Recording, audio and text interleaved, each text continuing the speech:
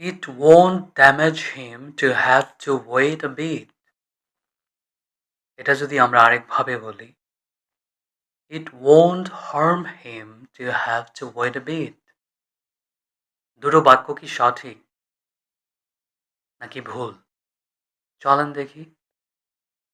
Damage অথবা harm negative সেন্টেন্সে বসে না।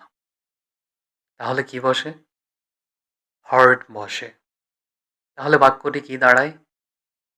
It won't hurt him to have to wait a bit. Damage সাধারণত কোনো ব্যক্তি বা বস্তুর জীবন, স্বাস্থ্য, সুখ অথবা সফলতার সুযোগের উপরে খুব খারাপ একটা প্রভাব ফেলা অর্থে ব্যবহৃত হয়।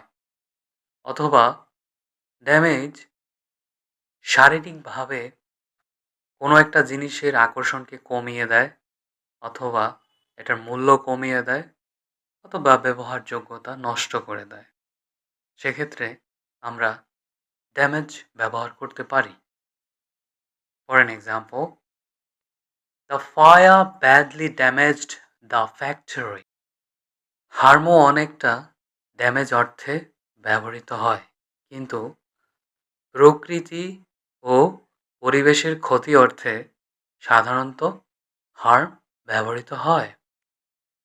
For an example, pollution can harm marine life.